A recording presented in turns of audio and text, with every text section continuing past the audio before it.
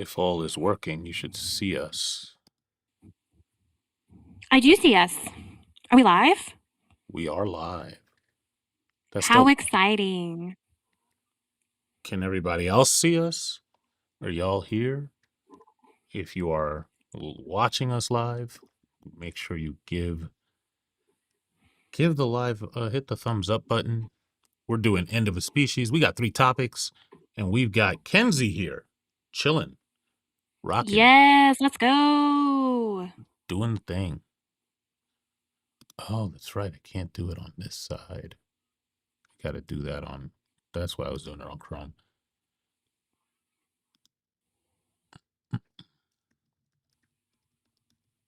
So it's Sunday, and I'm feeling kind of off.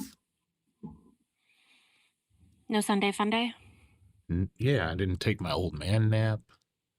I I'm forget you're doing. in the future. Yeah, I'm getting ready to um do a proper schedule for this now that I know that it works all the time. Even though we had a technical snag with Zoom and we had to switch up, um, all that stuff. It's all weird. So I'm a little, I feel technical snags are inevitable. I have them all the time and everything is pretty stationary. yeah. It's just because you get updates every 5 seconds, and then Oh, the oh, worst. say that last part again. You got um, It's the worst. I swear, anytime I open TikTok Studio, I open OBS, they're like, update. I'm like, really? yeah. Wait, that's weird. Let's see where we're giving them the call in joint. Yeah, call in. Doesn't matter where you go to. I'm opening up the phone lines. But yeah, so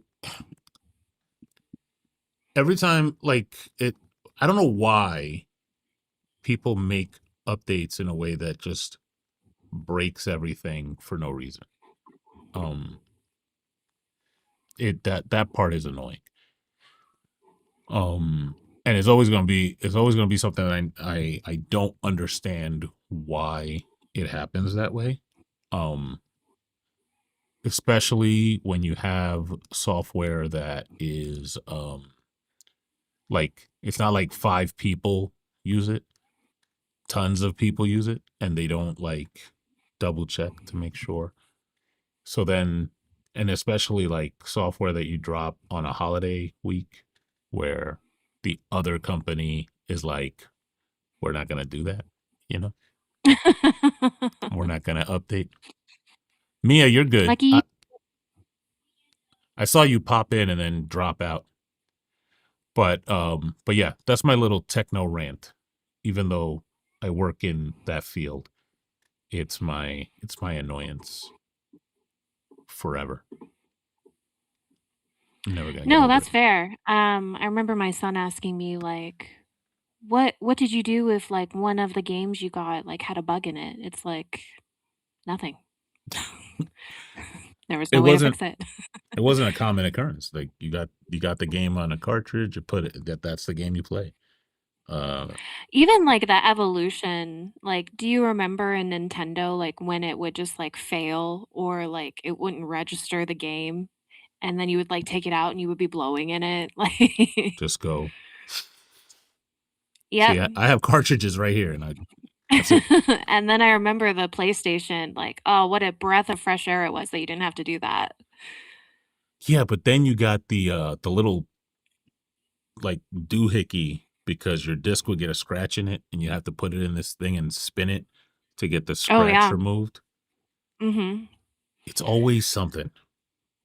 Or even like wireless controllers. I remember thinking that was so cool because you know when I was a kid, you had to stay so many feet away from your console. Hmm. And so we get wireless controllers, and now everybody's still like right in front of their right in front of their screen. They're they're playing on an iPad, and they're like right here, like I can't see anyway. Um, so that works. But yeah, they don't build them like they used to. I say in Old Man. They don't. They definitely do not make them like they used to. Um, hey, if you haven't heard, and look, cancel me if you want to, but there are a lot of SWs um, mourning today. Oh, yes, Mourning today. yes. They're crying because one of their allegedly greatest tippers is no longer with us. That so if you haven't heard, Lindsey Graham passed last night. Um and yeah, it's a lot of people. What were you right before we went live? You said that um what were the other two? I know Mitch McConnell is MIA and everyone says he's in a coma. Okay. So, I think he's next.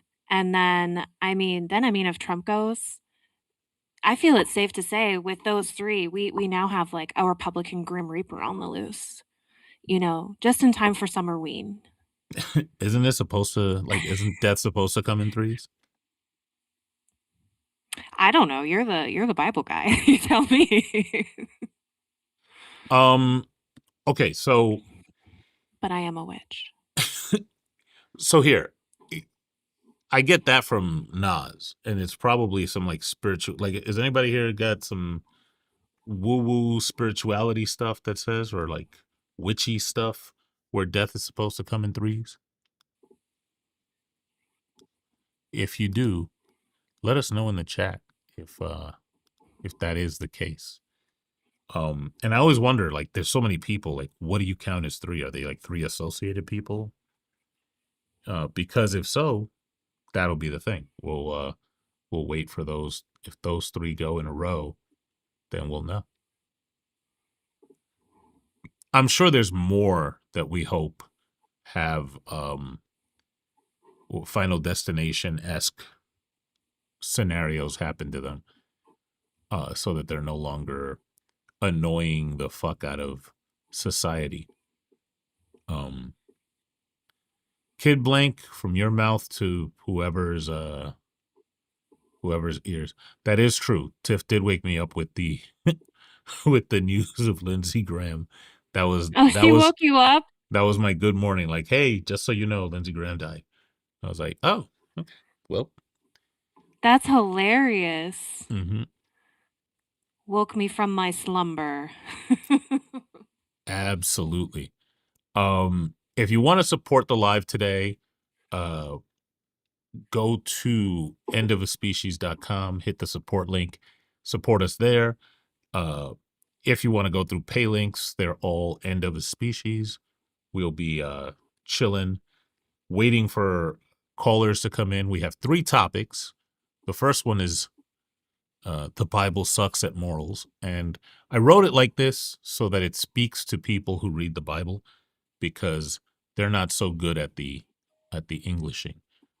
The other 2 were brought to us by our awesome guest, Body Count Doesn't Matter, and Feminism is Good. 240-896-3627. That's 240-896 EoaS. Um, Actually, let's go from the bottom up. Talk to us about feminism being good. What do you mean by that? Yeah, so when talking about feminism being good, it's obviously going to be indexed to people cooperating and existing within a society.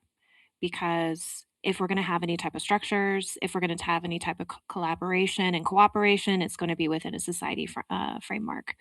So, when talking about the goals of that, I think people are most productive, have the most autonomy, have the most freedom or liberty, which honestly, I hate those terms these days because I feel like Republicans have co opted them so much that they've lost all meaning. But um, obviously, here they do fit. And in order to achieve those goals, then obviously women would need to experience liberation in order to do so. So, feminism would be good for a more cohesive, productive, free society. I like it. One of the rules that I'm setting up for the live, right? And this is something that, just so you guys know, in chat, and Kenzie, I think we went over this, is that when callers go to the call screener, they're going to have to commit to be ready to um, render the argument. So we're going over this now for the chat, but the people that call in, if you do call in, um, oh shoot, my uh, caller thing disconnected. Bob, let me reconnect that real quick. But if you do call into the show, what'll happen is that the screener will go through and collect your information, get the topic, and get an agreement from you that you're ready to render the argument. So what I don't want to hear and what I don't want to go through with callers is people going, well, what's your argument for the thing? We already talked about it. We already went through it, right? Um, the callers coming in are rendering the argument. Secondly, um, the other thing I love about this format is that it's troll repellent. So whoever is screening calls, and today it's Mia, she is Yahweh, she's Zeus, Odin, all that stuff. You got to make nice with the screeners, otherwise, like they have final say over who gets on the air. Me and Kenzie, we could talk for hours about like the stuff that we're talking about, and the audience is going to hang out. We're all going to be chilling. But if you want to join in the conversation and render an argument, then make nice with the screeners. Don't be a dick. On that note, I agree with everything you said about feminism being good. I think societies where you don't maximize what we would typically call freedoms inevitably collapse. The like, if I was to simplify it, I would just say something like misery loves company. And if you make people miserable, they're going to make the people around them miserable, et cetera, et cetera, until everything falls apart. How about body count? We talk about that too much. I think too many people want to talk about body count. It's a little crazy. I agree. I think, especially with feminism has actually been so successful. I think that this is what's created the manosphere because men have lost privilege when it comes to their either what they feel is entitlement to women or control to women. So now, because they've lost this privilege, they're spinning it in like we're the oppressed ones. We live in a gynocentric world. Like that's even a strange word. I feel like they made up. Um, and so they need like a new way to slut shame, to try and get women to adhere to what they want. And body count is like strangely so much at the center. Um, I don't know why what somebody does when they're not around you or before they even met you, if it's not something that they're doing that's like illegal, right? I don't know why that matters. I don't know why that has anything to do with anything. Right? It's weird to me because it doesn't affect what I got going on with anybody right now. You know what I mean? I think it really highlights an insecurity that they just don't want to admit. Like, rather than actually looking inward or having any kind of desire to be like, what could I do or what should I look for in order to have a successful relationship and be with someone that I'm compatible with, that I enjoy, that I really fulfill like all of these things that I'm looking for, to be happy, to be successful, whatever that is. And then come up with like a strategy and have insights in order to achieve that. I know you and I talked about like there was one time I sat down to write out my sexual partners and there were people I forgot. Like, I saw a chick at the store and I'm like, ugh, I did her brother once. I forgot about him. Like, how, if I can't even remember him, how does that have any impact on my life today? Like, is he now gonna make me a worse wife? Like, that doesn't even translate to me. And then even the inconsistency when they talk about, like, oh, well, body count Kenzie, only hold refers on to your male. one second. Your sound's coming in a little robotic. I thought it was just me, but now the chat's saying it too. Me and my robot voice. Rut-roat.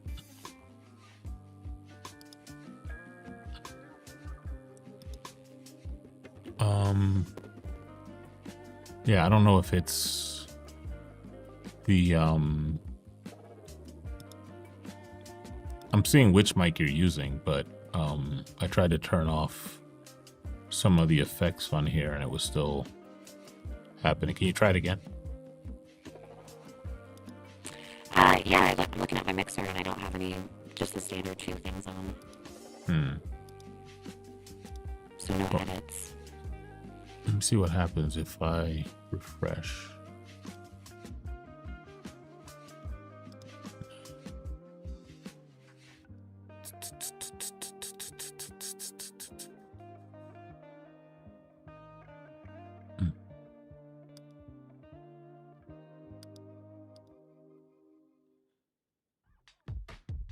Let's do this. Can you leave the room and come back? Actually, while you're getting up, I'll refresh on my end.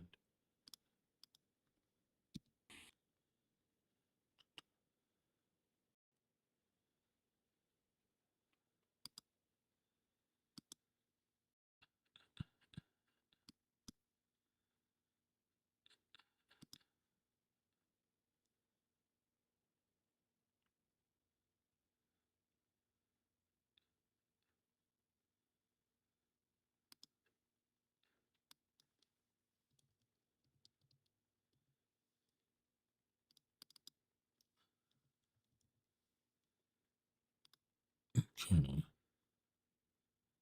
Y'all can still hear me, right?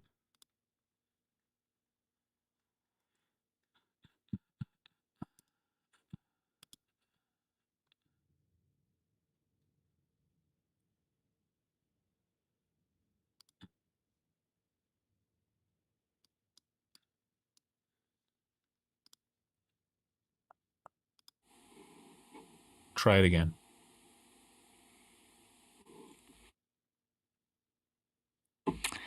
What were we talking Perfect. about? We were talking about body count.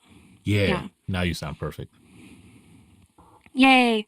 So yeah, like in regards to body count again, like a lot of men will say, oh, well, it's just the male partners you've had, like not female partners. And that doesn't make any sense to me as well, because I don't know what the like addition within the experience would change like any kind of impact, you know, other than like obviously the orgasm gap.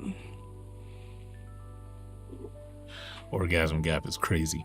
But I mean, I would say accurate. Outside of that, I think the most honest people that I've seen engage with this topic have really just said that it's like an insecurity. And that just, again, that's their that's their problem. They need to go talk to someone or something about that. Yeah, it's interesting that they correlate it to like, I need to feel special. And so me being special or, you know, having all these great things about me is only indexed to the fact that you've chosen me to sleep with you out of, you know, all the men, and you haven't let anyone else sleep with you. Like, so it's kind of very, like, in a way, like, they're very pick me. Like, a woman picked me. I am special because she didn't pick anyone else. Kind of ironic. But like, even in a case where, like, not that it works this way, because it really doesn't, but even in a case where a woman has a super long history and settles with or settles down with you, wouldn't that also count as being picked? So that's why it doesn't make sense to me. It's very strange. It there's also this thing where I feel like the manosphere is now, they're talking about being so alpha, but they're also conforming to like very feminine things. Like they're becoming pick-me's, like looks maxing. They're now holding themselves to beauty standards of such higher degrees that they're almost like, creating beauty standards for themselves that society has imposed on women, to where it's such a high degree now. You need money, you need testosterone, you need to do all these things, you need to get bad nose jobs. Like, I don't think they're actually doing the beauty standards, though. I think they're just calling them out to complain about them. But I don't think they're actually doing them. I mean, Clavicular, I think, is a great example. I mean, who knows how many of his followers, obviously because of class, have the means to, pay for and do what he does. But, that's very much like even a foundation now in the incel community. Like they have scales on how ugly you are. I don't know the numbers or anything, but they always tell me like I'm sub level 5, and I'm like, I have no idea what that means. I don't think they know what it means. Like, does that mean you're ugly? And how ugly does it mean you are? No, like I think they, like the times that I've heard people say it, I think somebody had said it on your live and they couldn't really explain what it meant. It just seemed like they were saying it to try to rage bait.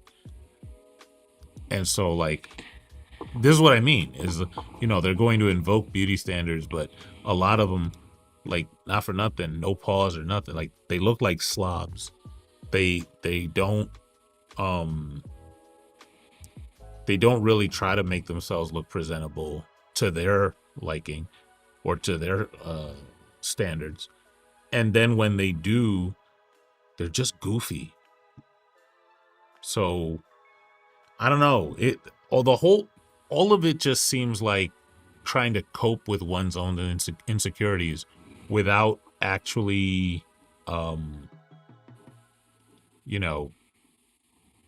doing anything about it. Like doing anything to fix what is going on.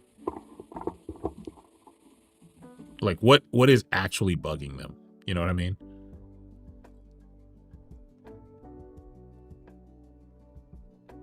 Uh-oh, Kenzie's frozen.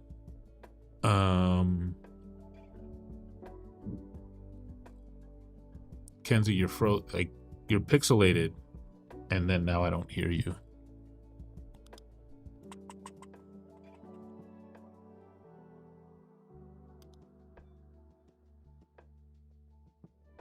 Uh-oh. We lost Kenzie for a moment.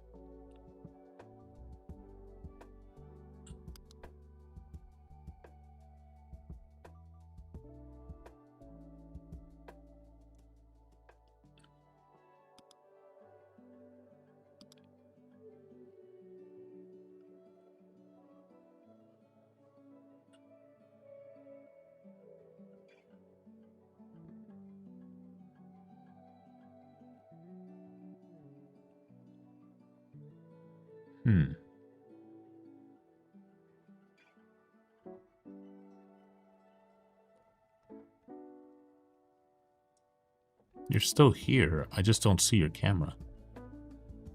I see it just in OBS. I don't see it in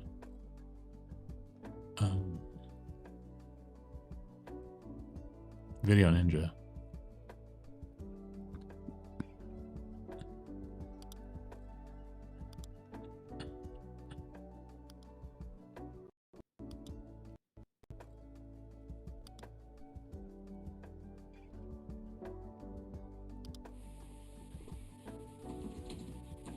I wonder if it's on like my end with the storm. I can hear you now. Oh, you can't hear me? Yeah. Yay! All right.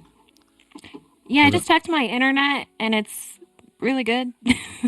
Yeah. Let me check. I'm on my hardwired. end.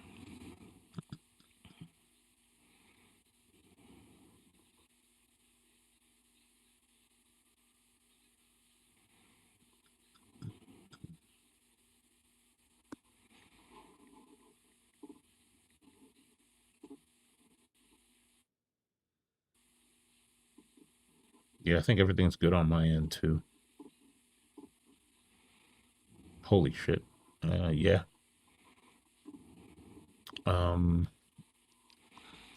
Weird. We do have the country with the greatest internet infrastructure in the universe. So there's American that. exceptionalism, baby. That's the dopest.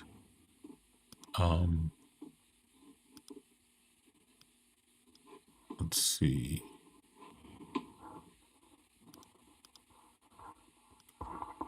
And now your camera should even out. Yeah, I have that dual screen where I can see me and then the stream. Yeah, you should be able to see both. And on the dual screen, like, I look fine. It's just on the stream I look terrible.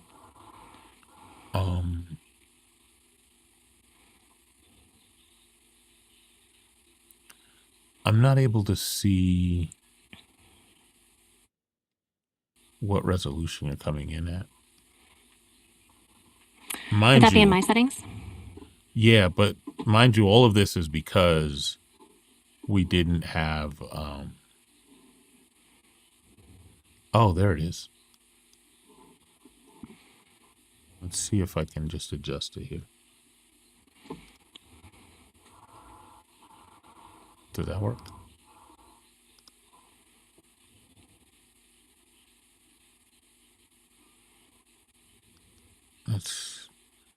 Yeah, it should be good. I'm not sure why. I'm not sure why it's doing.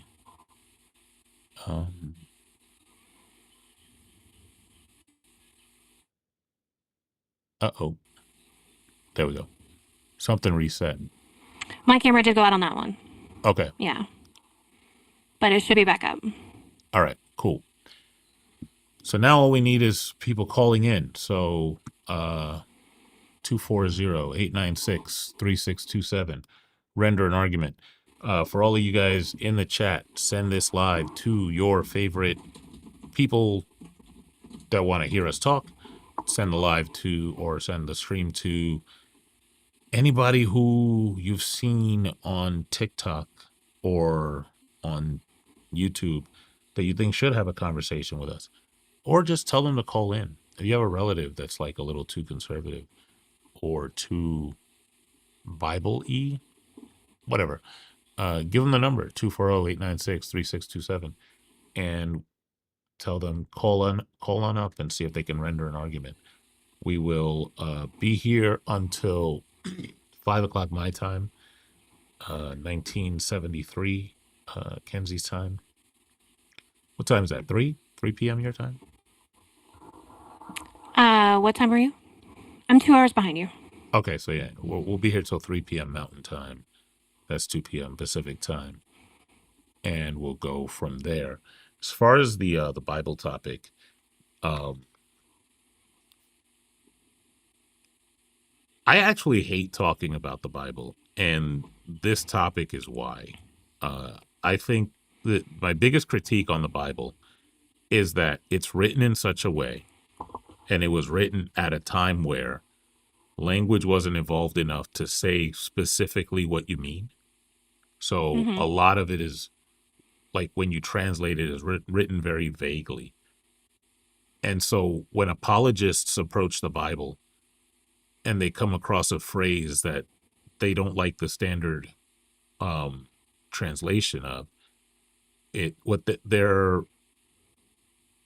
argument tends to be something like, this can mean this other thing, or it could mean this, as opposed to saying it definitively means this, or it does mean this. Case in point, like if I had a recipe book and it called for a cup of flour, there's no interpretation to a cup of flour. A cup of flour is a cup of flour, period. You can quibble on how you measure a cup of flour, but pretty much anybody who's going to do that is going to have, like, you could have 100 people, they're going to have the same amount of flour. Bad laws are ones that are open to a lot of interpretation. One of the reasons that it was said that the Constitution should be refreshed is because language changes. And when you have something like a phrase that meant one thing or could mean another thing in 100 years, people will get confused. So you probably do need to like freshen it up. But in the Bible, we're not even talking about like a couple 100 years ago. We're talking about thousands of years ago. We're talking about this stuff where um, I'm supposed to live my life according to this. And when there's a phrase in here, every single word can be parsed in such a way where the whole meaning changes. So to me, it becomes meaningless. Um, so I mean, that's, God is a man. Maybe he's just not a good communicator. yeah, I don't know if you heard that, but that was some thunder, pretty loud thunder over here. Maybe I'm pissing him off. You should write better if you're mad about the critique on the Bible, or maybe maybe he should have had like those same people that were raining fire down on stuff or making plagues. Get those David Blaines in every generation so that they could be the people who have the authority to rewrite it in the new language, as opposed to being in a room full of stuffed shirt people that are trying to parse nouns and verbs and adjectives and parts of speech to say, hey, this was added in this year or not added in this other year, and this was a concept that was a thing. And that's why iPhones are the devil or whatever the fuck. Yeah, for someone omnipotent, omniscient, he never saw iPhones coming. Yeah. Even things like the Indy 500, things like a World Series, would have never saw that coming. Drones, that's foreign to these to Bible writers. They wouldn't know what the ethics of drones are. The idea of circumnavigating the globe, GPS, any of these things. There's software out now, and I was just showing this to a couple people today, where I put my voice in for 30 seconds, and then I gave the software a random paragraph, and it read it back to me in my voice. Oh, how did it work? It was pretty good and I was using like the easy mode on it. I wasn't even using the advanced copy your stuff version of it. And so for me, there's nothing in the Bible to tackle the ethics of cloning somebody's voice and reproducing something they never said.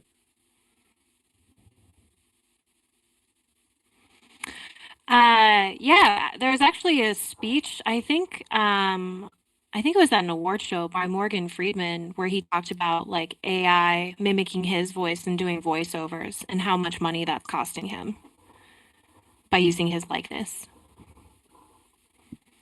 And so what do you do when somebody has that question and you can't consult the Bible? Like, there is no Bible consultation there. It's just, that's it. That you got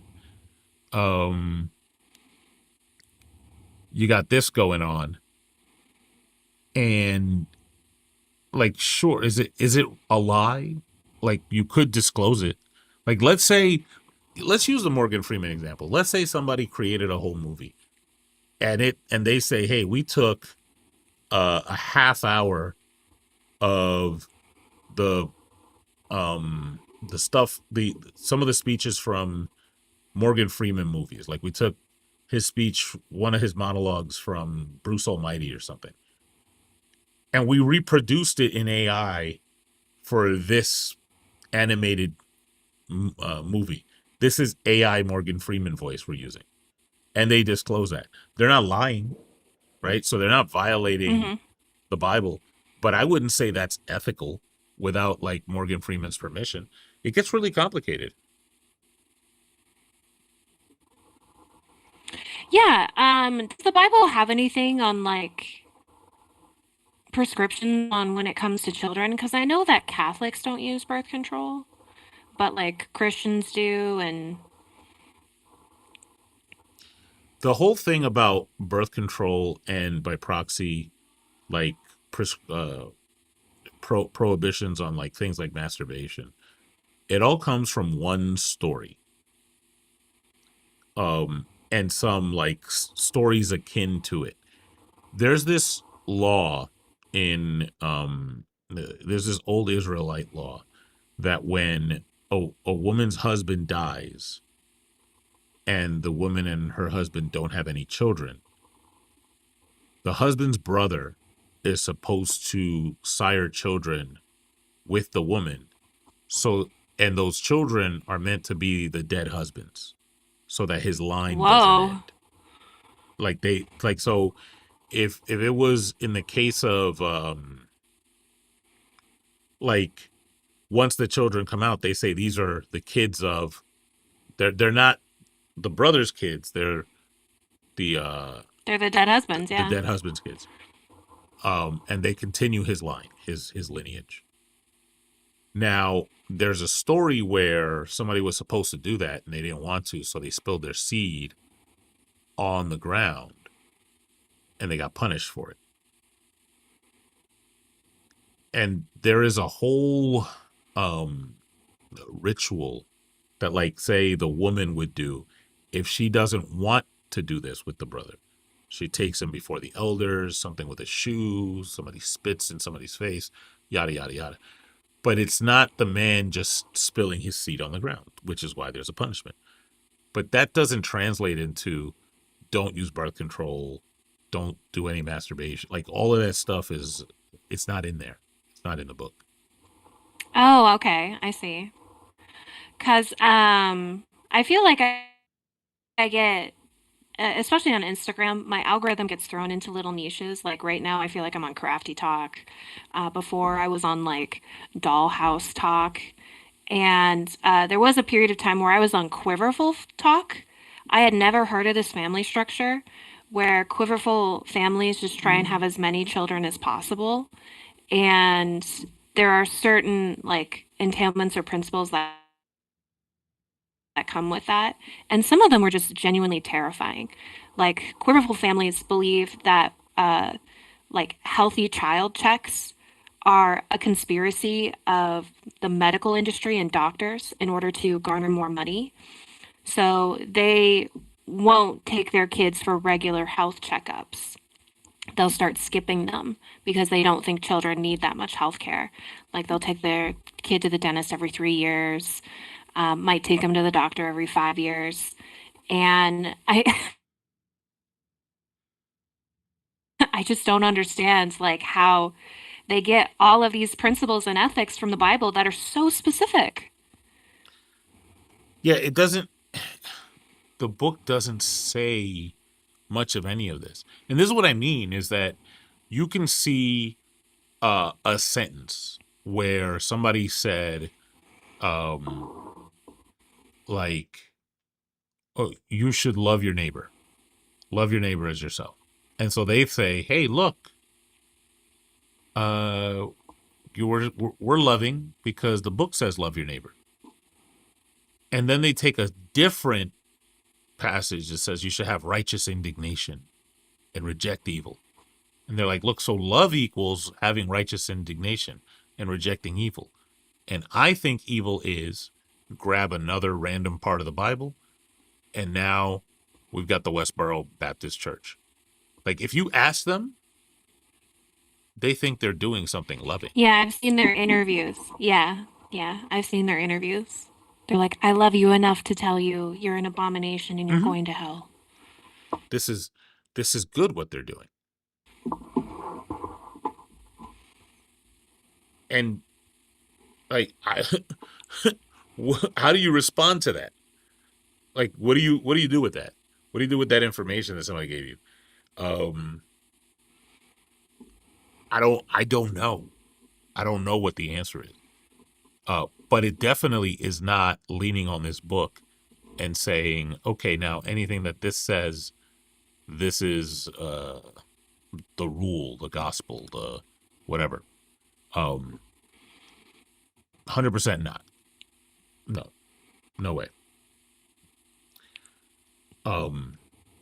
But yeah, that's why I think, uh, in addition to the fact that like one person can't just read it and get the instructions directly, just the fact that for any given position, you can find a Bible verse that supports it, or that you can wiggle it around until it supports what you say.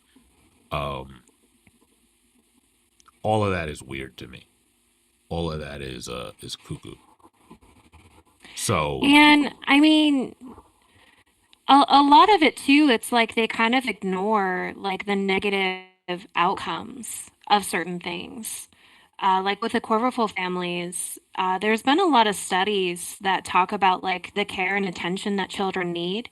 And if you're having 12 kids, there's no way that the parents have enough time, emotional or mental bandwidth to give that to all 12 children.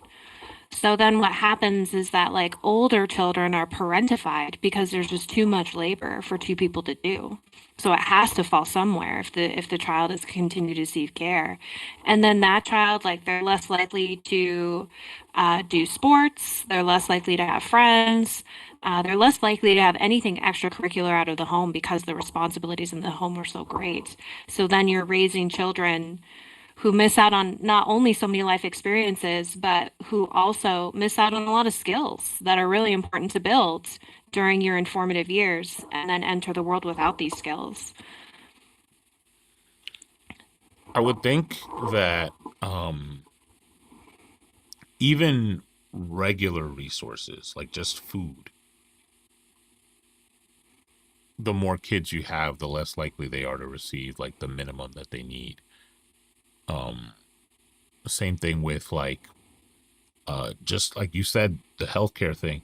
I would imagine that if we dug into it, there's something about healthcare that started with we just don't have enough, so we got to parse it out. Yeah, could you imagine what an insurance premium would be for like 14 people if you have two parents and 12 kids? Yeah, no, that's absolutely nuts. Wouldn't do insurance companies even cover that? Now I actually want to research it. I want to find out because that just I've never even thought about that. Would they? like I'm thinking about it now and it just seems nuts. It seems like um it seems like something that's way over the top when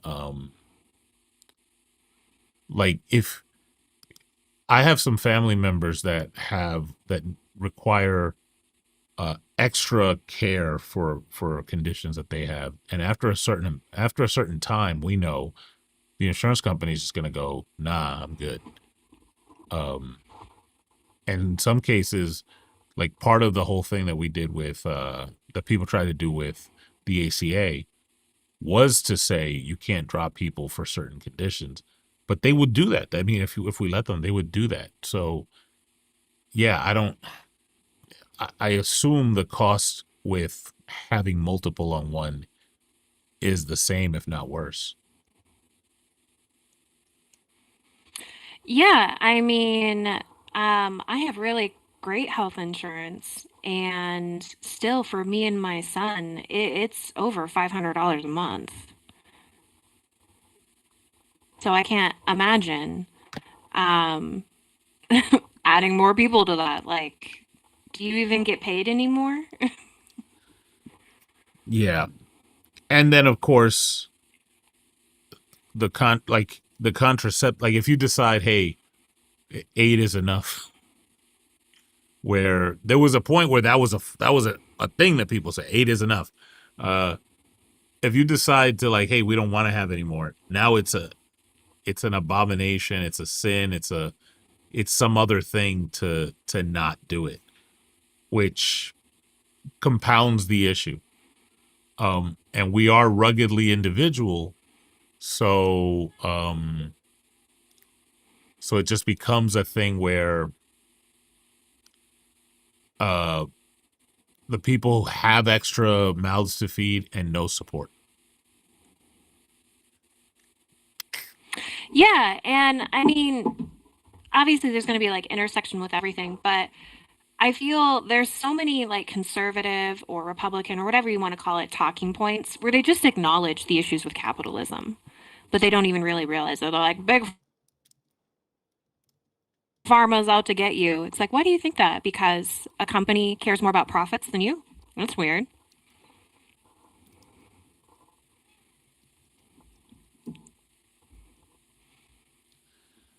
Um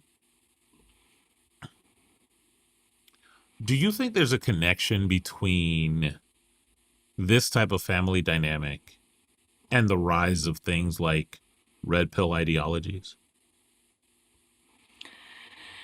Um, I mean, I do think like obviously everything has a huge historical line, like with historical materialism and dialectical materialism, sure. Like, I think the rise of boss babe culture was a preemptive rise to transition into trad wife content because you're gonna burn out. Like boss babe culture is very much about like women burning out. And then when they see like you burn out with all these extra things, like, oh, do you want to go back to the way things were when you didn't burn out and you were a trad wife? So, I don't see any direct link between Red Pill and Quiverful, but obviously with the like advent of social media, I think there are certain seats at the table that are now available that weren't available before. Like a lot of conspiracy theorists. Um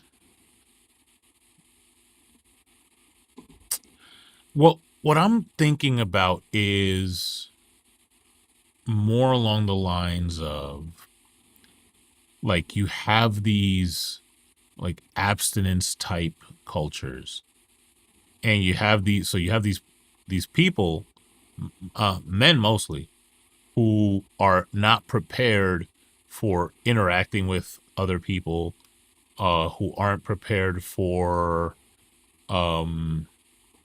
I do want to try something with your camera after this, by the way, but who aren't prepared for um like the minimum requirements to sustain a relationship, et cetera, et cetera, et cetera. And then you have women who have been traditionally oppressed and are start and eventually start to see like material that tells them how to be independent, how to be individuals. And the men in those communities just can't deliver what they should be delivering. Does that make sense? Are you talking about like traditional roles like being a provider? No, because it's not just about that. Like there are a lot of dudes that could have money stacks upon stacks, and just women don't want to be around them because either there's a like the term red flag wasn't a thing 20 years ago. You know what I mean? Like that wasn't a thing. Like, Mm-hmm. hey, you're a red flag.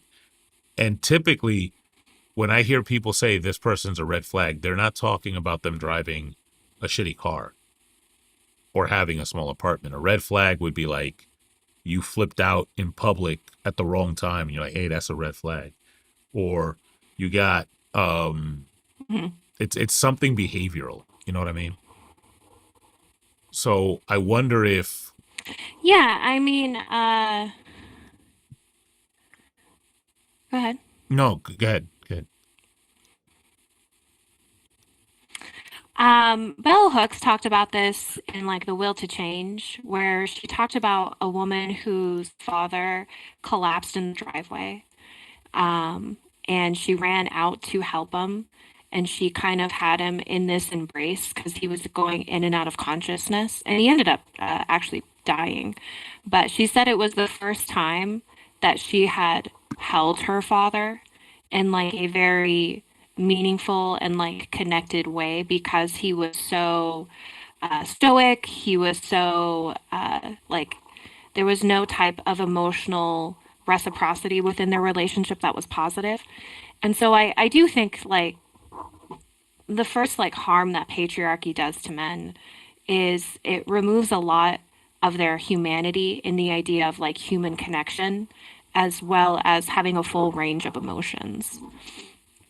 And so yeah, because of that, they're conditioned to not like understand these emotions, perceive these emotions, even express these emotions. And so they're really inept when entering into a relationship that very much depends on your emotional intelligence and emotional reciprocity, for sure.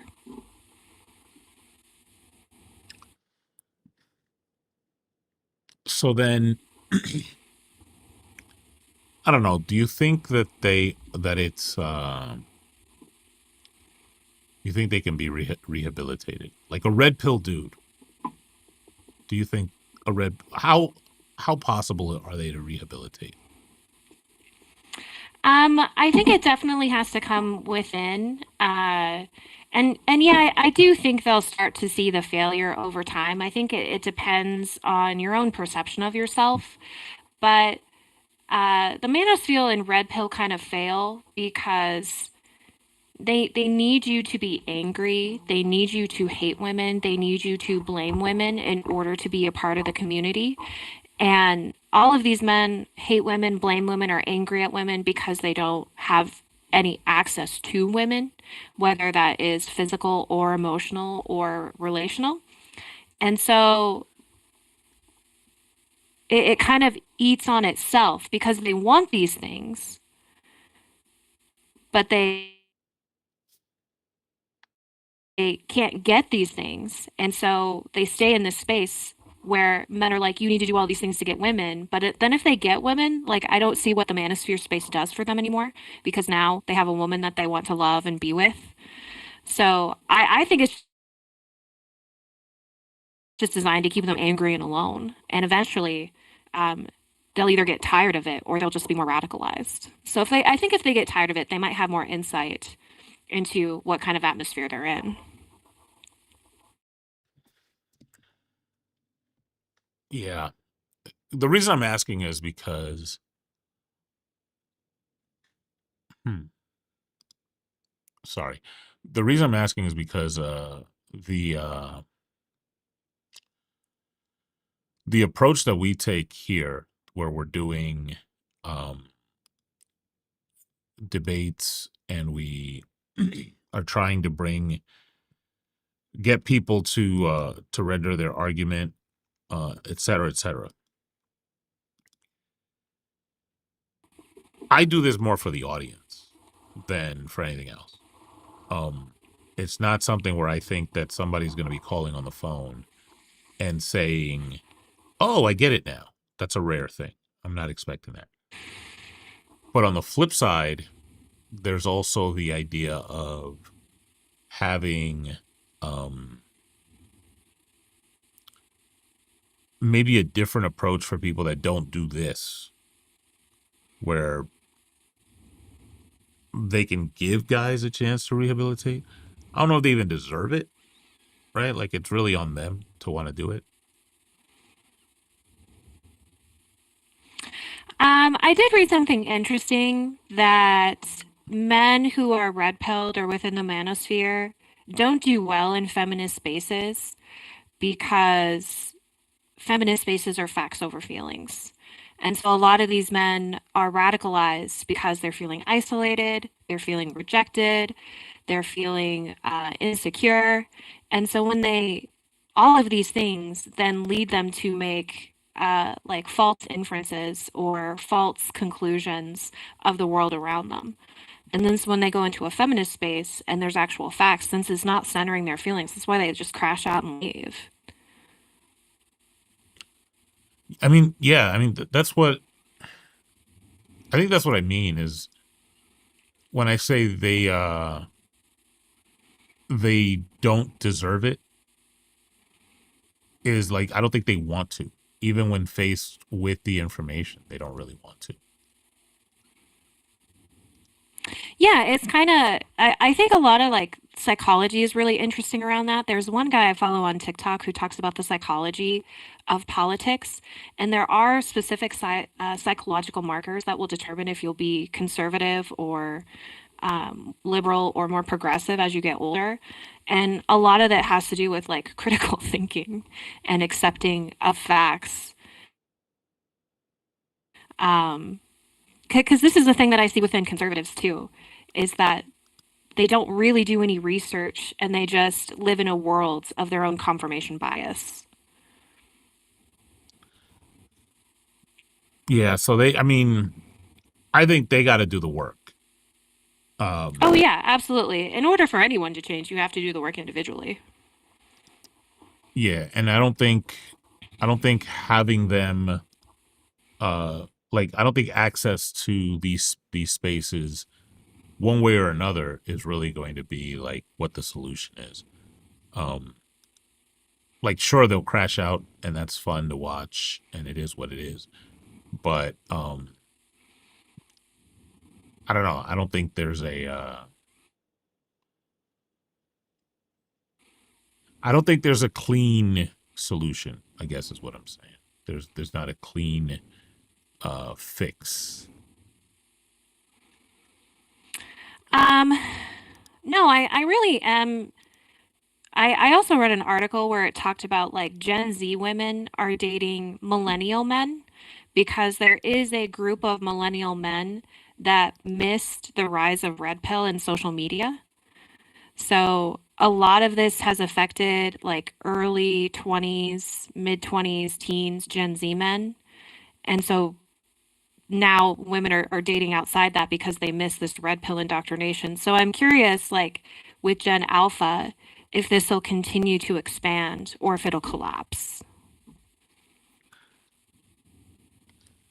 Um a lot of the I'm not gonna lie, a lot of the I thought, and I hate to say the dirty word, but with the last election, I thought that the younger generations would even out. They were sick of this stuff. But a lot of the conversations I'm seeing, it's younger people. It's a lot of these 18, 19, 20, 21 year olds that are saying the goofy stuff. And it's stuff that, like, even in jest at that age, I wasn't privy to, or I wasn't really like saying. Um, I really don't know why that is. Um, the best that I can think is that somebody's getting to um these people like a lot earlier than than common sense is, or than the actual like information is. Oh yeah, there was I don't know if it was an article or if it was some kind of marketing analysis that Andrew Tate was targeting like 12 to 15-year-old boys when it came to like his media and everything that he was promoting on social media because then they would eventually grow up and then become customers. So there was another survey done where they asked like early Gen, or I guess now they would be late Gen Z. They asked younger people, like men and women, what's the most important thing to you in life? And they were complete opposite. Like men ranked marriage and children as number one and two, and women ranked that as nine and 10. Like, I'm more interested in a career, I'm more interested in my education. So now there's a huge disagreement based on gender on what life goals are. And I'm sure that's making men mad because they want to get married and have children. And women are like, nah, not a good deal for me. Good luck to you.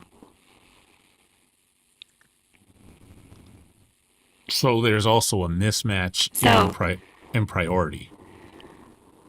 oh yeah. And it almost seems like, I wonder if, like, as time goes on, that because young girls and young women are receiving different media, you know, of like obviously a feminist nature and like the issues under capitalism, and that marriage doesn't really work out for you.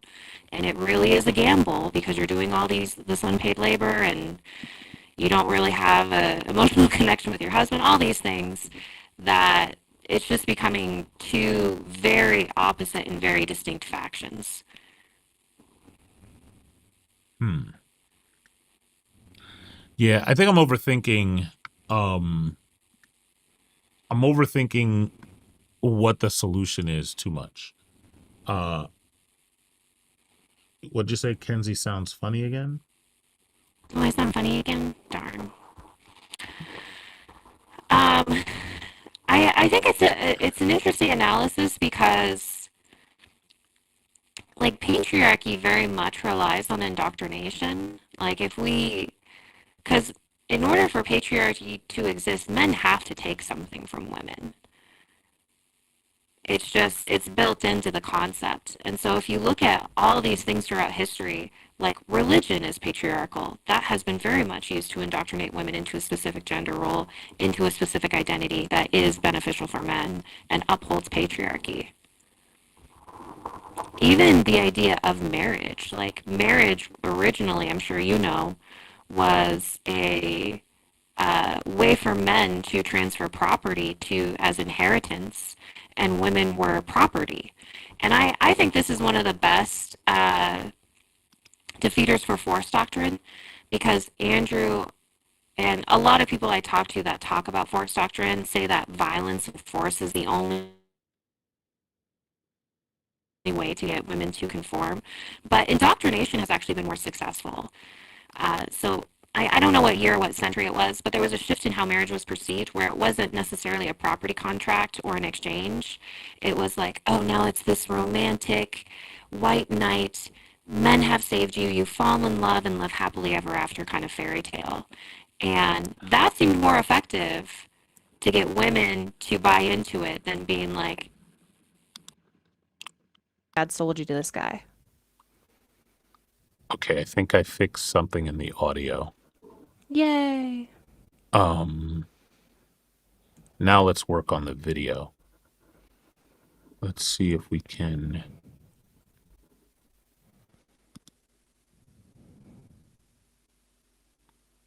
double check. Say something again. I just want to make sure I'm not like tripping.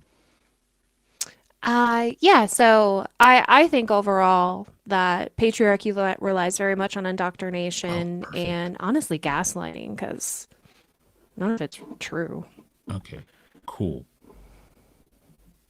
That actually fixed my biggest issue. So now your camera, are you sending it as 4K right now? Do you know?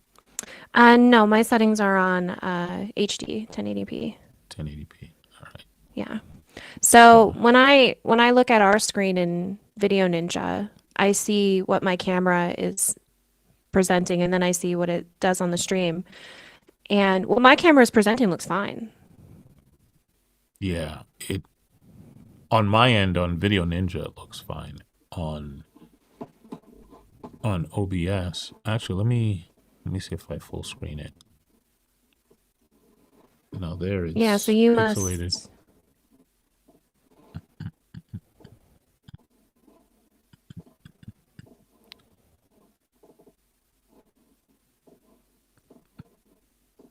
I'm trying to see if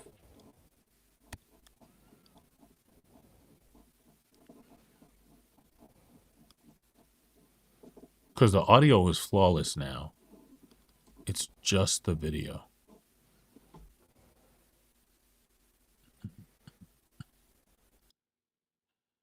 Let me see if I refresh it in OBS. That looks a little better, but not much.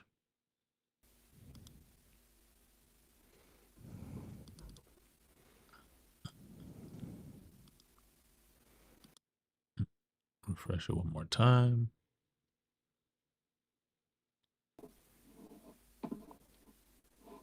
And it looks a little better again, but just in OBS.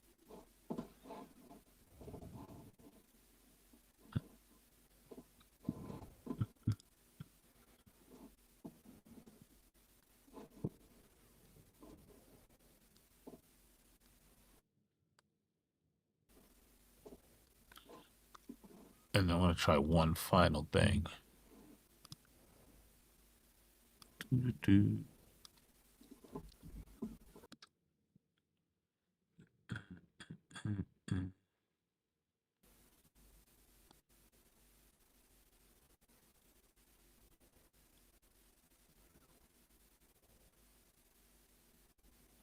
Yeah, I think that's all I can do.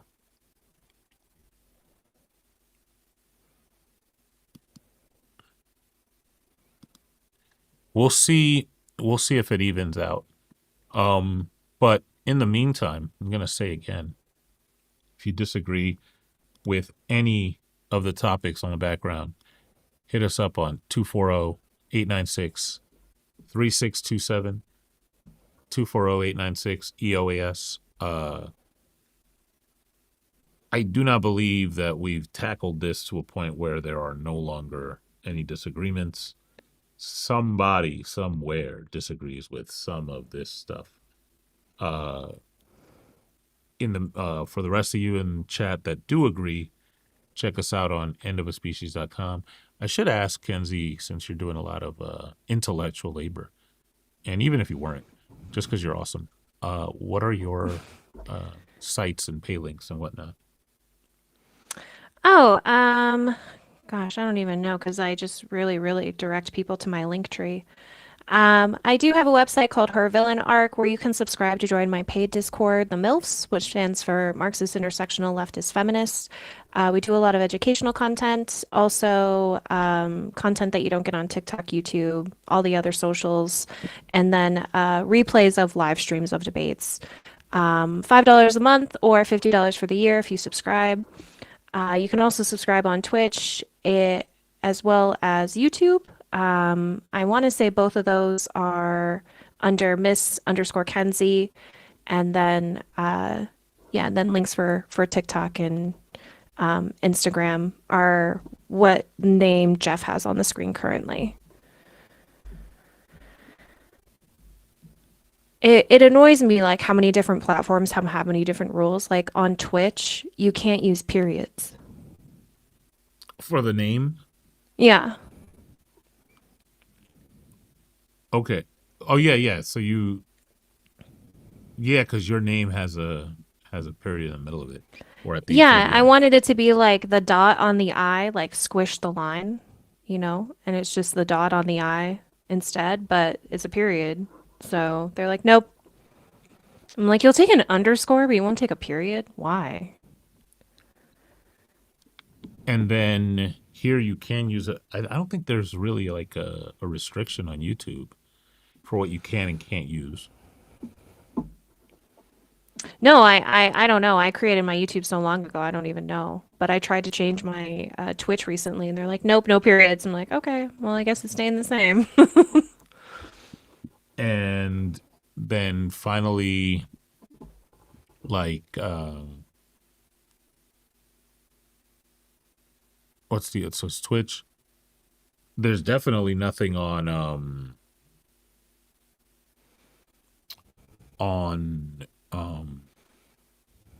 TikTok.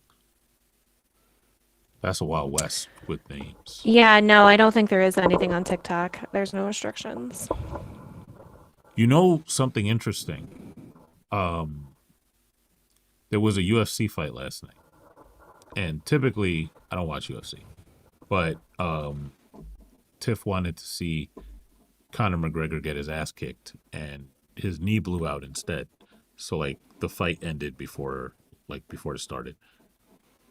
But one thing I did notice is as we were watching that and switching back and forth between that and a new show that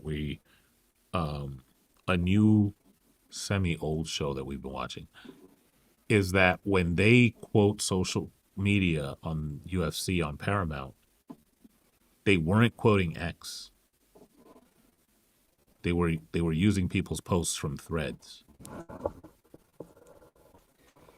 And Why was that's that? I don't know, but one of the I've always hated the fact that like any news story you see when they're gonna quote somebody's social media post, it's either X, like it's either Twitter or it's like Truth Social in the cases of like Trump. But in last night, the fact that they were quoting Threads was interesting to me because of the fact that, you know, we've got Dana White, who's super right wing and would be like aligned with somebody like Elon Musk.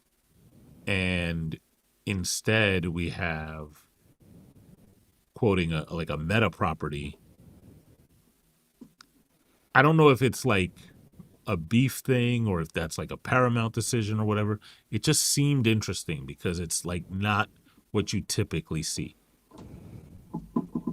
You know? Okay. Twitter to me is a dumpster fire. And there's this run that's been happening. I at, love like, that. The only oh,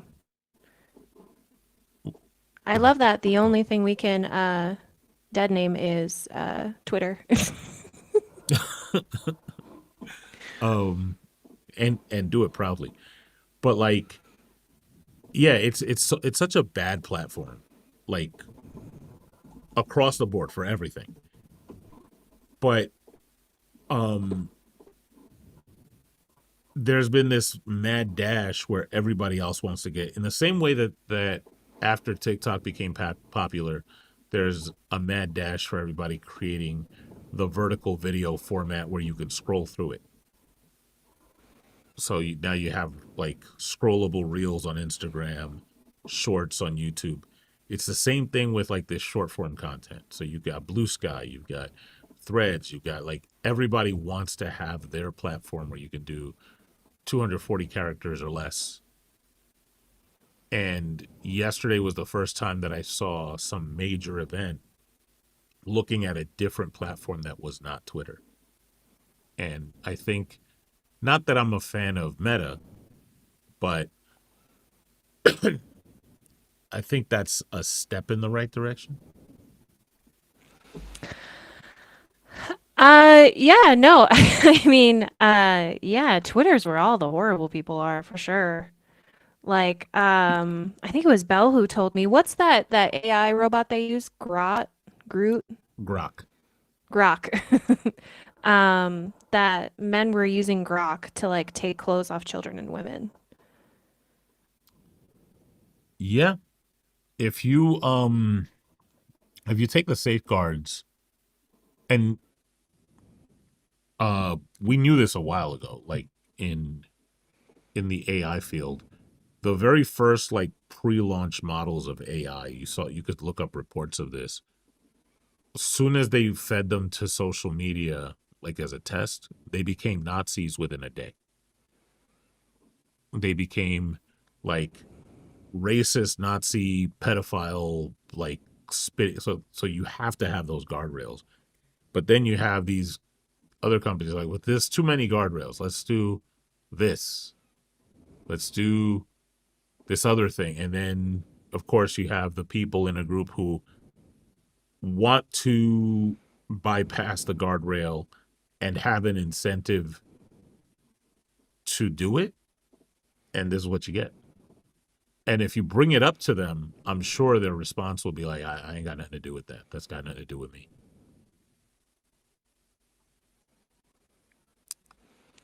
So,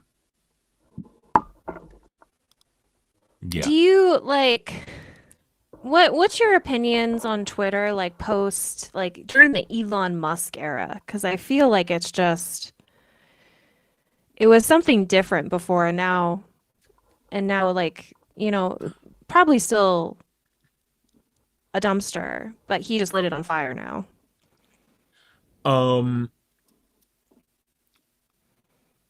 So for any tech company, there are things that I would say are good to innovate. There are things that I would say are tried and true processes that you should probably, like, you can improve on a little bit, but the innovation part, you probably want to leave it alone.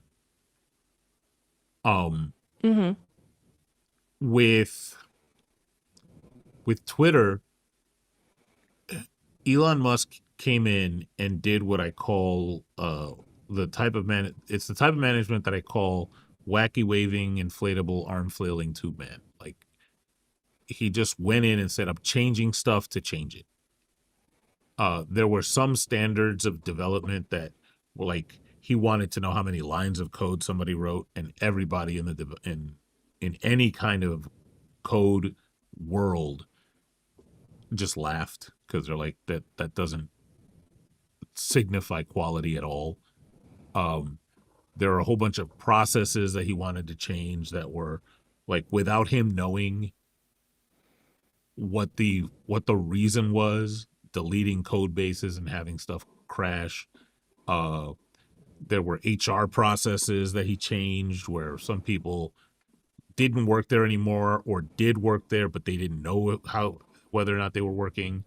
There was just so much stuff that in a company of that size you shouldn't do because it leads to uh, confusion. It leads to data loss. It leads to all that stuff. But he did it. He was just a bull in a china shop, and the result is uh, what we have today, which is um, a social media platform where the people that are involved in it, the people that post to it, all have majority one ideology. There's not really discourse as so much as there is. I probably see that there are more troll accounts than anything else. Like there are accounts who say the edgy thing just to see if they can get attention. And it's no longer a place for like exchange of information. It's just inept. Like so, what I would say for Elon's handling of Twitter is like he broke it. He he threw it on the floor, danced on it, and then just say, "Hey, modern art. This is what I did." Um, there was recently a game that he was playing, and oh gosh, I have no idea what the game is called, but I assume I maybe I don't have like the game knowledge here to accurately describe it, but your character develops levels like based on experience and based on accumulating things. And there was a live stream of him playing this character that was like level 85, which gamers were saying is like, I've invested like 500 hours or, 1,000 hours or whatever, and I'm only at like level 60. Like level 85 is insane to reach. Like there's probably 10 people that have that level. And there was a stream of him playing it, and he was like picking up useless items, missing really rare items, like didn't seem to know how the controls worked, didn't seem to know like how to defeat certain enemies. And so they're thinking like, he pretends to be this huge gaming guy with just like these amazing skills, and he's having people.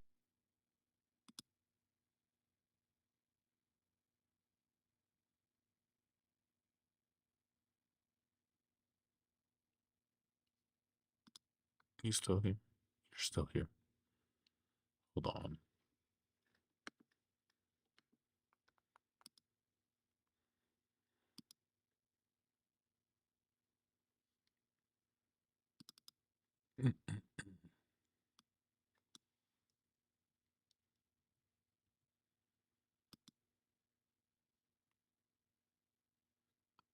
The video died. I should be able to hear you here, but I don't think they can hear you on the stream.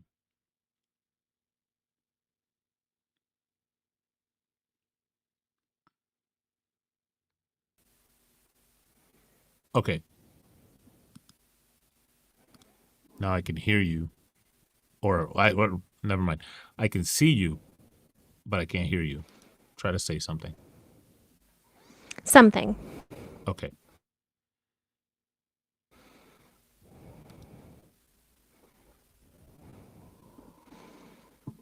Cool.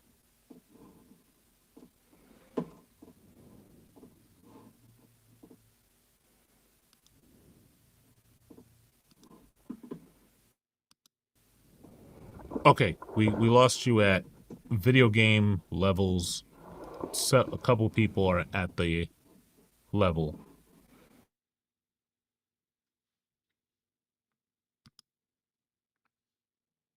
Uh-oh. It's gone again. Yeah, so he had created five or something, and there was a stream of him playing with this character, and he was picking up useless items, like for ignoring rare ones, not seeming to know like how the maps worked, not knowing how to defeat certain enemies, and yeah, that you know he claims to be like this huge gamer geek, and yet he's pretty much hiring people to build characters for them and then streaming it when they're at an extreme level and just showing everyone he doesn't know how to play.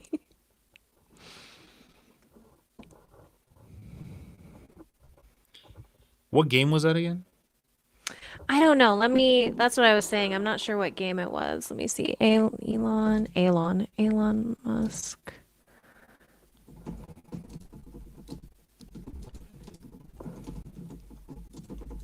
I don't even know how to Google it right now.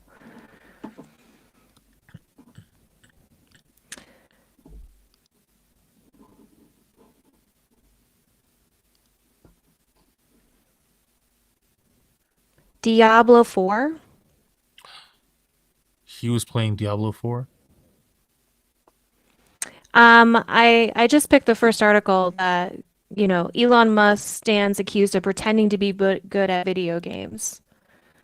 And it said last year he was on the Joe Rogan podcast, claimed to be one of the world's best Diablo 4 players, and surprisingly, the leaderboards backed him up.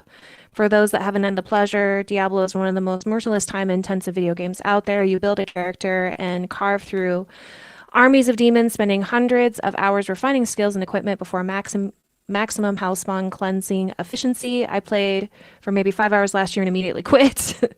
um, on January 7th, Musk played Path of Exile 2, a very Diablo-like hack and slash game that came out towards the end of last year. His character is extremely well equipped, suspiciously so. Viewers noted that he had better gear than some of the professional streamers who play this game all day, every day, and he didn't seem to know what the stats meant. Unlike Musk, stop talking about yourself. I think The so. implication is that he's paying other people to play games for him on his account to make him look far more accomplished than he is. I 100% see how that could be a thing. And I'll tell you, pretty much any game that you play, that the Diablo is developed by Blizzard. And I think any game that you develop that is by Blizzard, that includes World of Warcraft, all the Diablo games. They're built for you to play them over and over, and like to play them a lot and play them often and understand what all the mechanics are. It's not something you can just jump in one day and casually Mario Brothers your way through it. Mario Brothers is a different set of skills. It's like more motor skills. So somebody who has really good hand-eye coordination can sit down and play Mario Brothers and do well. You're not going to do that with a game like Diablo. There's so many things to consider that that's just not a thing. So I can 100% see him wanting to like dunk on whoever and just say like, hey, get me these stats. Here's a few $100 or a few $1,000 or whatever. I would have picked a different game to pretend to be good at. Like, there's so many other games that you can pretend to be good at that you're good by virtue of just having good stats, where knowing what you're doing isn't as big of a deal. There are pay to win games out there. That just wouldn't be my pick at all.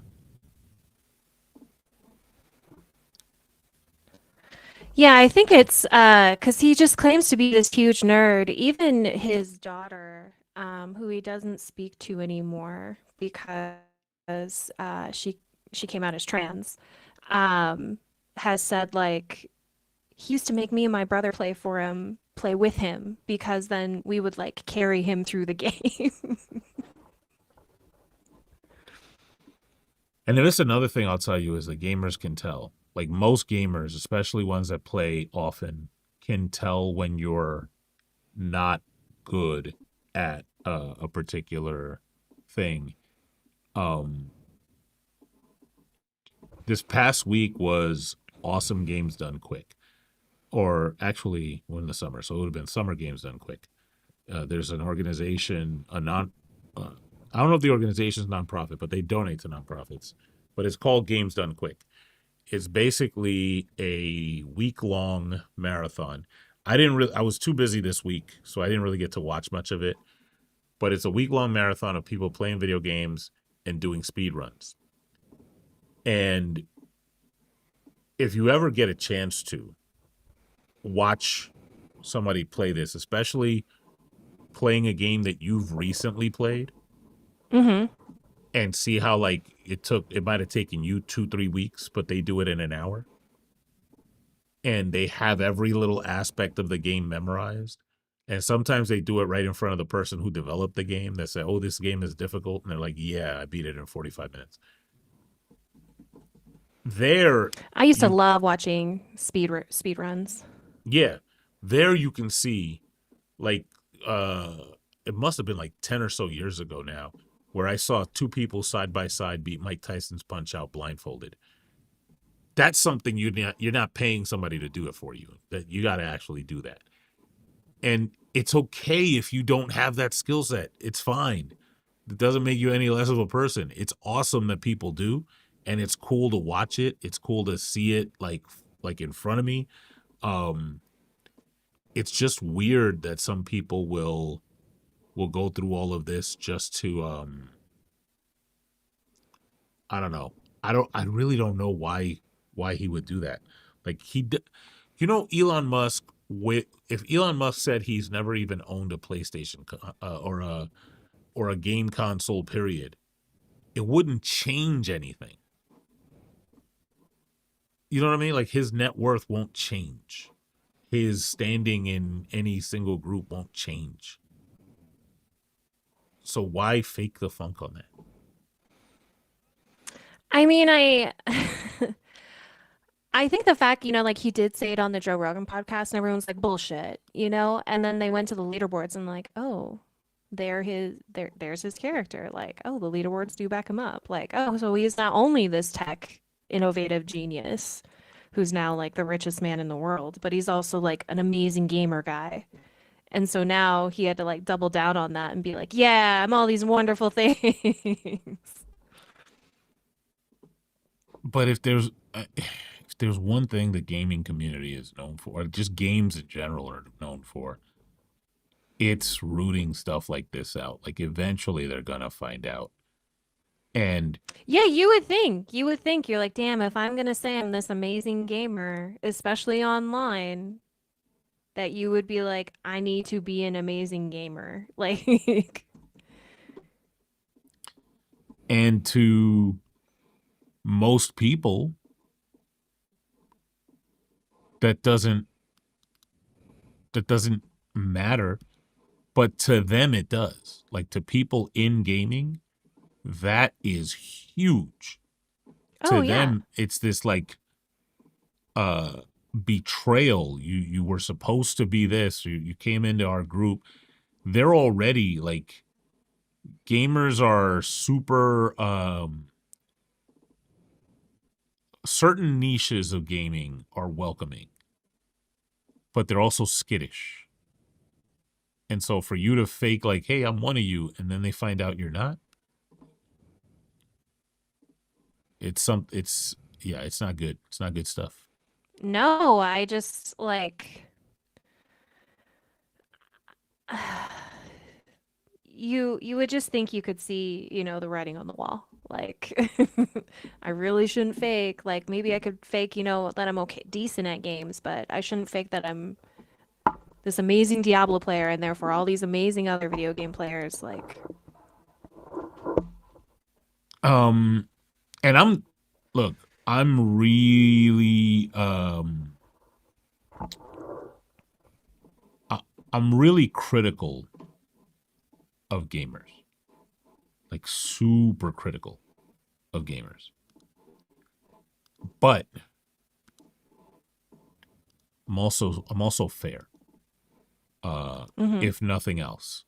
So like, I'm testing something. Um,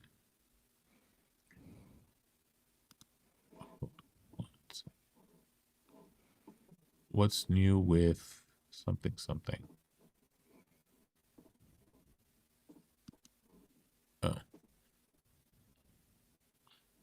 Oh. Like I think have you and I ever talked about Gamergate? Yeah. Okay. Um, Gamergate started with people hating a video game review.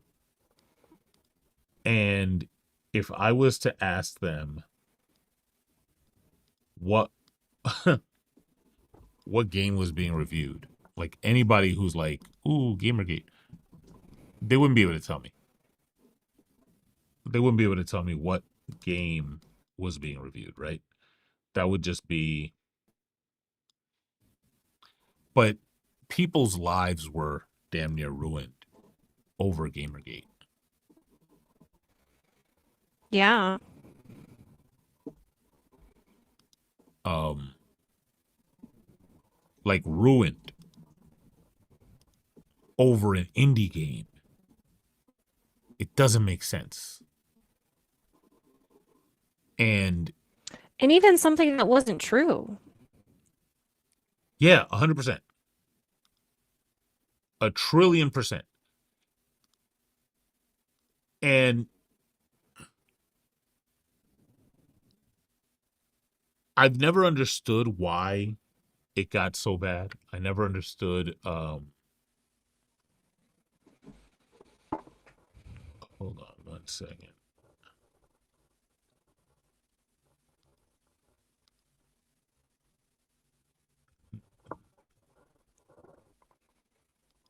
Okay, let's try this again.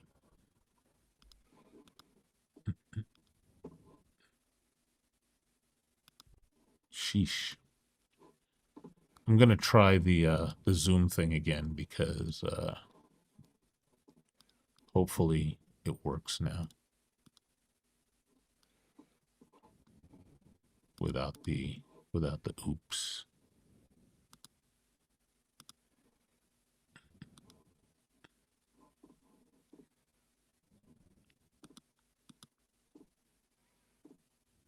No, that stinks. Like it legit is not connecting to Zoom. For the chat, the reason that we're having video issues is normally guests link up using Zoom and I bring the video over to the broadcast stuff. But Zoom isn't working today. And so I had to use a different system. And this system is not fun for video. I really wish I could tackle that. We'll say again, what I may do since we don't have any callers is we may cut it early and try it again on a different day because I do want at least a couple people to try to render an argument on one of the topics. But I will say again, if you disagree with any of these, 240-896-3627, 240-896 EoaS. We've got the Bible sucks at morals, body count doesn't matter, feminism is good. All right, now that I'm not distracted by trying some weird stuff, what I, what, No what I pause. was gonna say was that like gamers, I often say that gamers are the worst thing about gaming. Gamers do everything in their power to ruin games, to ruin the industry, to highlight the worst parts of games so that companies go, "Ooh, we want to do that more," and then complain about it. But no, not but. Also, they don't care about the harm that they leave in their wake. So while I do say, hey, it's good that they caught on to this this nonsense that Elon was doing, they also kind of deserve it. They also kind of deserve it because they did make him their guy. They did give him a lot of attention, right? Mm-hmm. And they they got their just desserts. So like, yeah, they're skittish, yeah, all of that stuff. But also, you kind of created this monster. Yeah, and I think it's also really interesting, like if Elon, would have been a woman, even if the leaderboards backed her up, I think this accusation would have been like at the forefront because when debating feminism and talking about the wage gap, like men always justify male-dominated industries, especially they always reference blue collar and labor because they think man stronger than woman, therefore man better at physical labor. And so that's why a majority of men in these fields are, or people in these fields are men. But that's not true when it comes to video games, Like, and they can never justify the misogyny or the lack of female representation or women playing games within the community because there's quite a few women who game that I follow, and they post clips of men just being like, "Get back into the kitchen. You're fat. You're a slut." And they're monetizing the misogyny they receive. It's truly, I think, like you said, shows that, they kind of deserve it. Like just because Elon was a man and Elon was this glorified person, they're like, yeah, he's in.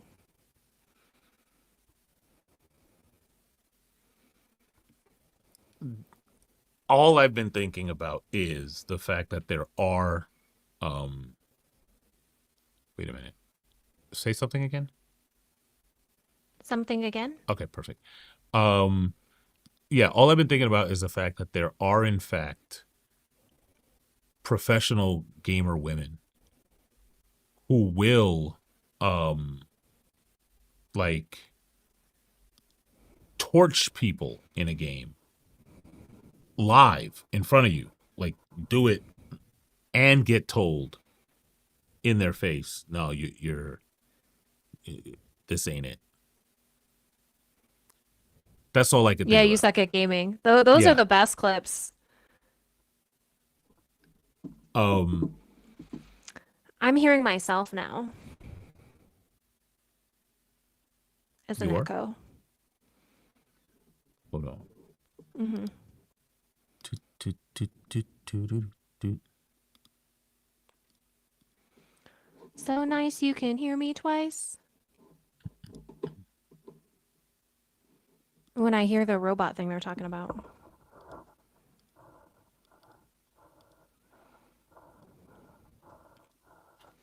I am a robot. Sit on my face. Hey yo. All right. Now that should be fixed now. I had you as the call in sound and not the other sound.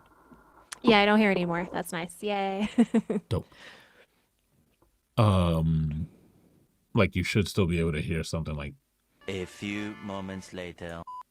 Yep, I do hear that. Yeah. cool.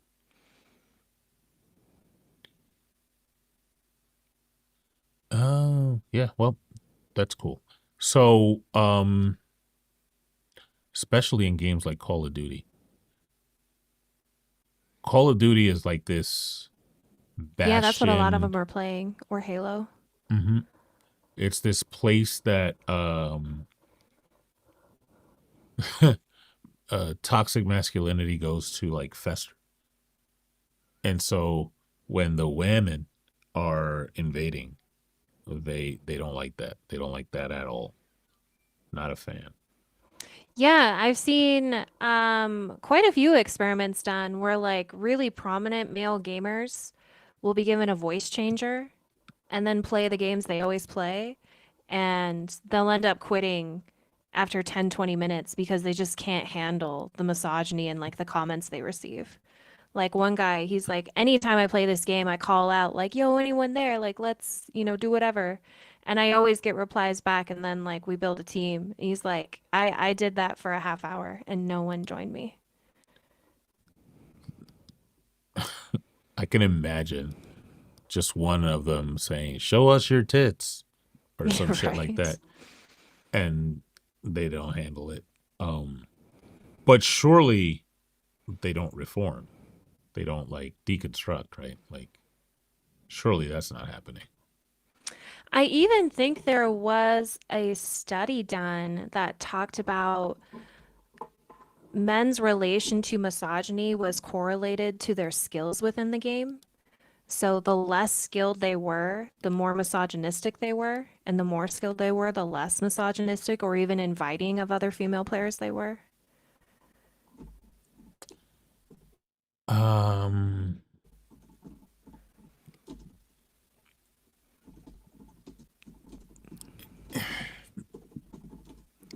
just I just don't know why. Can't they just play? Just play the game. Just play the game.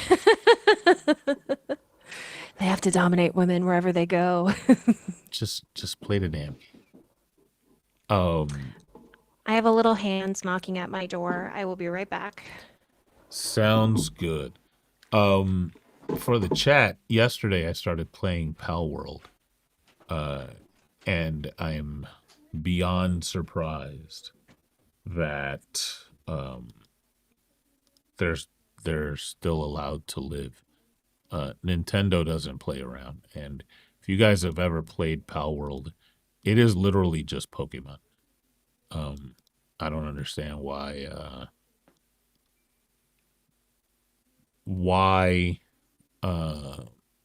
this is a thing. It's crazy. But I had a lot of fun playing the game. Don't get me wrong. It was a fun game. And the reason I was playing it is because some creators that I've been working with recently have expressed their desire to get into more co-op type stuff. And so we're likely going to be cooperating on that. If there are games for smoothie spot style content that you think that we should add to streams, let me know in the Discord. I don't know. Did we get a call while I was gone? No calls yet. But I don't know if I'm gonna create a whole channel for that. But I am interested to see what games you guys want to see on stream for when I'm at the smoothie spot. So drop that in.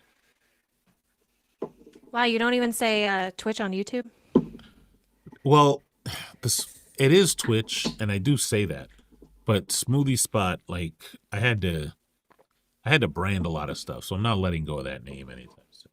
I was just gonna say it's become intrinsic Jeff lore. Yeah. Let's see.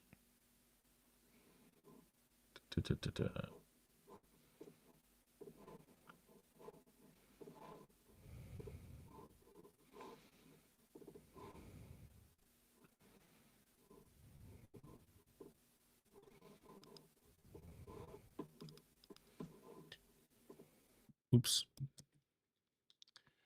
So let's do this. Let's give it till 4:00, which is in 7 minutes.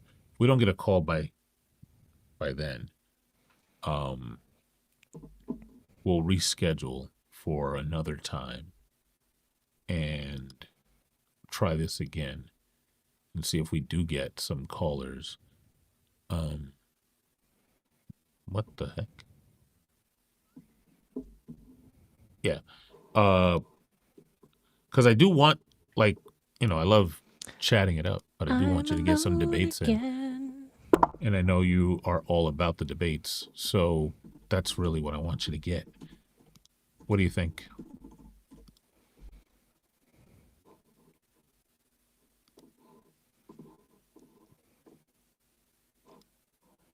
Can you hear me?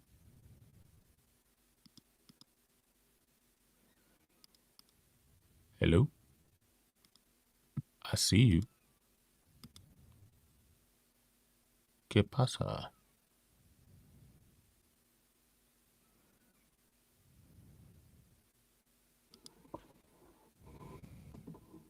Are you not able to hear me?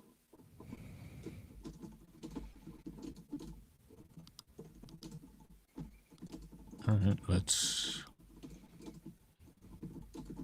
refresh it. Let's do the thing. How about now?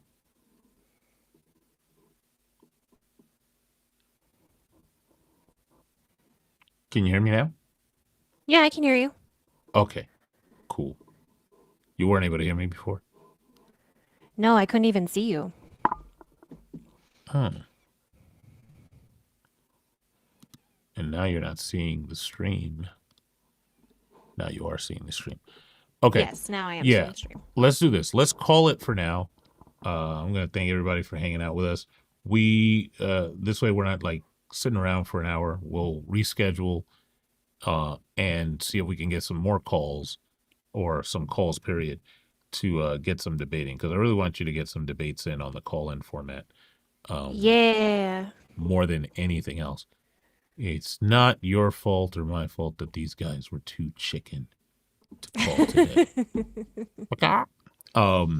But yeah, so I'm going to run the stream exiter thing, and keep an eye on the Discord for the next time we're going to go live, and we'll see you next time. Bye.